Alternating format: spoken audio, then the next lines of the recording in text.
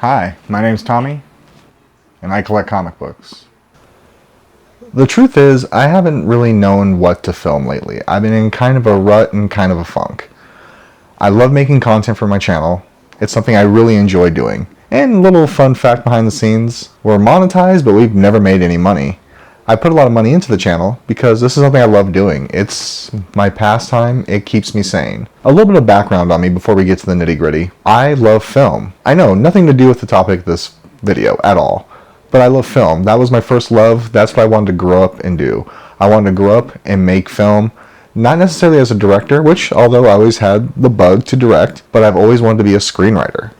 There's just something so magical and romantic about coming up with the words and the scenario and painting the word picture that communicates a story to hundreds of thousands, if not millions of people, that somewhere deep down conveys a huge part of who you are as the creator and the artist. I've always wanted to be a screenwriter. Didn't happen. I mean, granted, I'm only 40. I have time if I ever chose to actually pursue it. And many years ago at San Diego Comic-Con, which is kind of the reason I decided to make this video, because it is Comic-Con weekend as I record this. But it was at San Diego Comic-Con I found out it's not just about putting your words on paper and having them turn into something more, turning into film. I found out the scripts that I've always wrote in secret that I made and the stories that I've conjured from nothing could also be something more. They can be comic books. Those scripts that I've written for years that I would dream one day of making into a film or a TV show or a cartoon or what have you could be a comic book. And I loved comic books. I love history, and that's what comic books are to me. I guess I should put it more this way. I've always really liked comic books when I was a kid. I would read them every now and then, but I liked the things that came from comic books. For example, huge X-Men fan of the early 90s, X-Men 97 as it were. That was my first foray into what the X-Men were. But before that, I loved the Ninja Turtles. Granted, the animated series. I didn't discover the more gritty graphic novels and comic books till later. But I loved the Ninja Turtles. I loved the X-Men. I loved Captain America specifically for who he was and what he stood for. And I loved Batman. But the truth is, I was never a big DC guy. Like, to me, Superman was always the Boy Scout, Q, stereotypes here. That's how I felt about Superman when I was younger. And I'm a history person. I love history. My undergraduate degree is in history specifically. Granted, lots of, specifics inside of history, but history nonetheless. So I love not necessarily the comic book, which I do, but what that comic book represents and where that comic book came from. And as time would go on, I would start to venture and check out way more comic book conventions, more comic book shows, comic book shops. Wherever we would go, I would do something comic book related. Now, this all started because some friends of mine invited me to go to San Diego Comic-Con with them back originally in 2007. So much of this world I've always really enjoyed and liked became a way of life and encompassed everything that I enjoyed. I love collecting. I love the history behind it.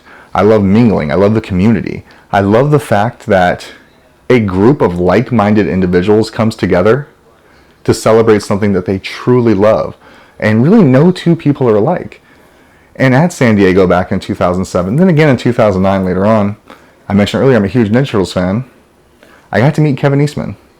And not only did I get to meet him, he was, again, everything I hoped he would be. I got my original Turtles sketch from him. I started really getting into collecting the Turtles books.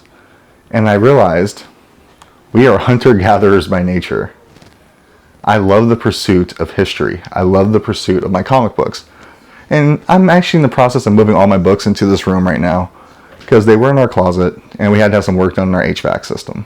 It occurred to me, these books are literally just sitting there in the dark, my preciouses, kind of gathering dust outside the box, but they're put away in temperature controlled area, dark area, not exposed to the elements. These were meant to be read, meant to be loved, meant to be seen. I pursued so many of these, like they were on a list, they were on a goal, but I also had certain rules when it came to collecting.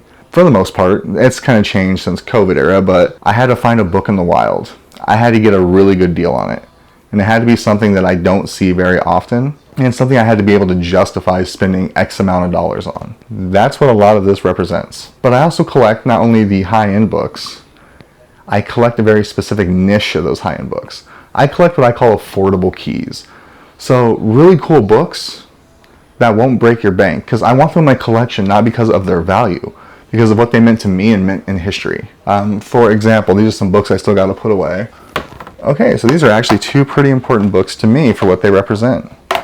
One, my Turtles #1 fourth printing that I got signed by Kevin Eastman, and it was something I picked up in a dollar bin for all intents and purposes, and I got to go meet and talk to Kevin Eastman again and talk to him about how much Turtles meant to me, and I got this book signed. But this book represents that first time. This is the first Ninja Turtles book I ever got signed by him.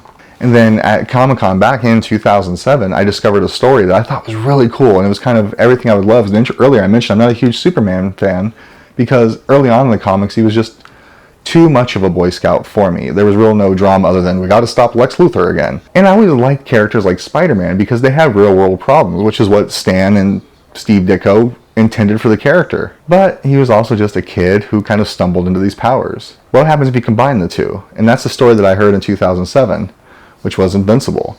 This is the book that got me back into reading comics on a regular basis, along with Chew. And it's important that I bring up Chew because the writer of it, John Layman, I've gotten to know over the years now. And when we see each other, we're always friendly, we talk, he sees me and comes to me, and we chat, and I go to him, we chat. I forget how we were talking about. Oh, actually, I do remember, but this involves me throwing another writer under the bus. He let me know about something, and we started chatting. He said, yeah, I've always wanted to be a comic book writer, and I started dabbling in the idea of writing independent comic books. And I said, I've always wanted to be a screenwriter. And I don't know if he remembers this, but he actually said to me, well, it's really the same thing. And that's when it clicked. I'm like, it is the same thing. And that's when in 2012, myself, along with my lifelong friend and artist buddy, Caleb Warner, released our first book, Brief History in Time. And since then, that's really expounded to a bunch of different titles that I've written. But something occurred to me as I was moving these books, the love I have for it, the history I have behind it, and the time and money and everything I have invested in, it's all just sitting here. The point of this video is, I'm going to sell some of my keys that I have that aren't the highest grades, but it gives people like me the opportunity to own these bits of history. Let me show you a few of those books. Forgive me, it's actually been about 2.5 weeks since we last recorded anything for this particular video. I started going through some of my books in my mind, there were so many that I just wanted to sell and I'm ready to move on from, to put towards something new or just to lighten the collection a little bit. And like most collectors, as soon as I started doing it, I kept having that feeling of, I may never be able to see this book again, or, oh yeah, this book's available, but is this particular one and style going to be available again? And I'll show you what I mean here. Here's some of the books I was toying with the idea of selling. First one is a book that was on my list for a long time, and when I finally found it, as Heath Ledger said in The Dark Knight Returns, I was like a dog who finally caught the car. I just didn't know what to do. And that was Swamp Thing number 37, which was the first appearance of John Constantine. I've always loved that character. When they made the Constantine movie, it just solidified my love for that particular character. Although I was never a big Swamp Thing guy, which I love Alan Moore's writing, it's just a little bit before my time and I never picked it up. This book was always on my list, and ignore that price tag. I got a really good deal on it at the time, but I also don't feel the need to continue to hold on to it. Like these two, I actually never read them. I got them because I had a unique opportunity. I got them at San Diego Comic-Con back in 2007, which was a later printing of The Boys #1 that I got signed by Garth Ennis, the creator and writer. And same thing with Preacher #1, because they released these at the same time to promote other Garth Ennis work, but also to promote the After Watchmen series. So I thought these were really cool, and I got them signed by Garth Ennis, so I got to meet him. Another one are some bigger books and some keys, and some that, again, I wanted to pursue for a while, then when I finally got them, I was like, oh, I got them. Like, for example, Amazing Spider-Man number 129, first appearance of the Punisher. Again, not the highest grade in the world. Affordable key for someone like me who wants to collect these books and have them in their lives, but can't necessarily afford the $3,000, $4,000, $8,000 price tag that some of the higher books might command, if not more. So this one I think is amazing. I have some awesome Spider-Man books in my collection, and this is a key one, but I just don't know if it's something that it's worth holding on to and just having it collect dust in the closet, metaphorically speaking, and make sure my comics don't collect dust. And this one, I mentioned earlier how Chew was such a pivotal book in my life. This is a third printing, but I have signed by both creators. But I have a first printing now also signed by both creators. And a little bit lower of a grade, but a first printing.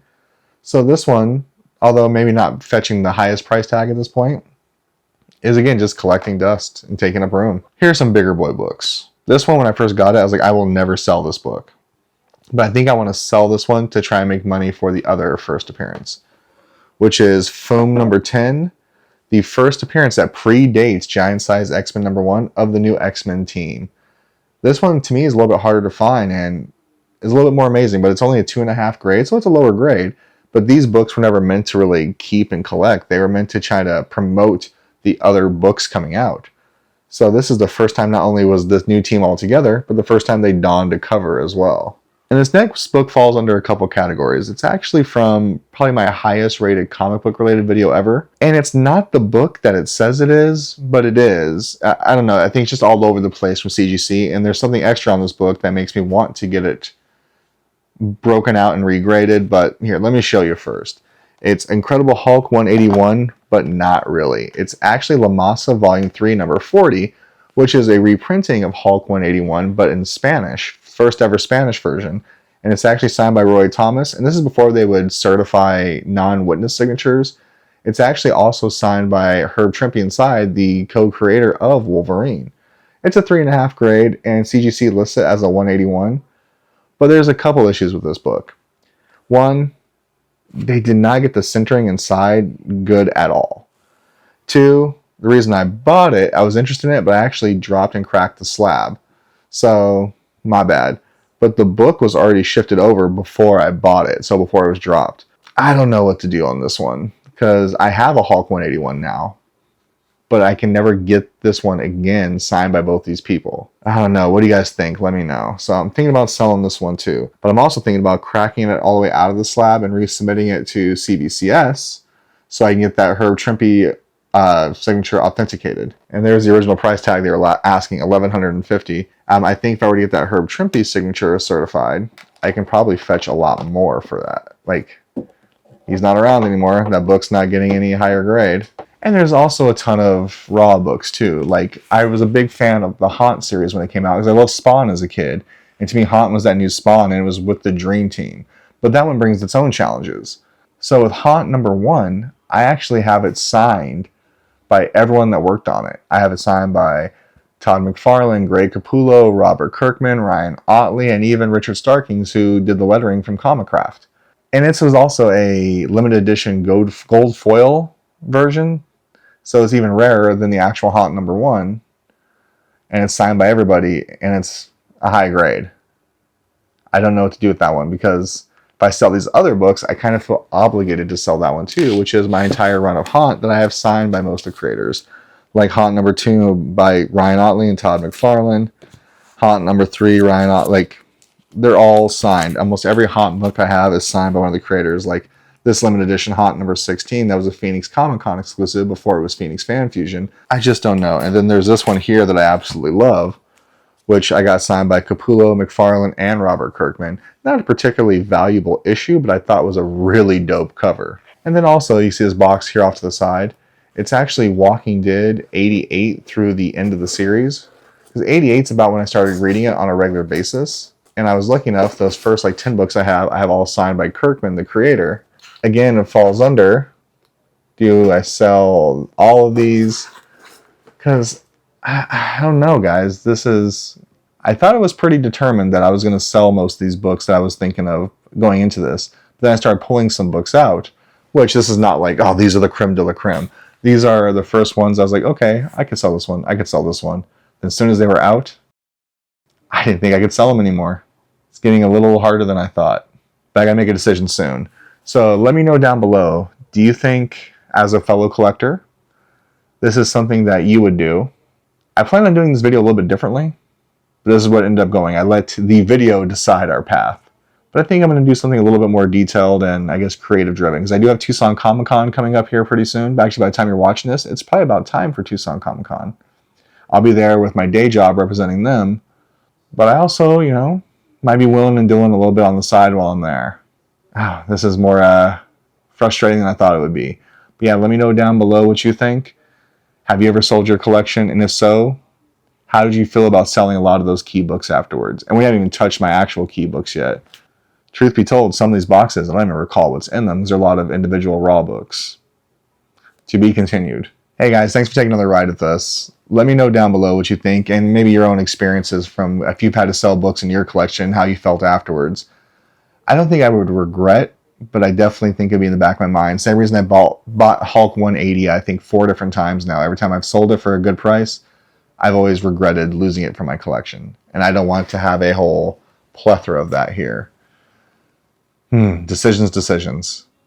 All right, guys. Until next time, have a good night.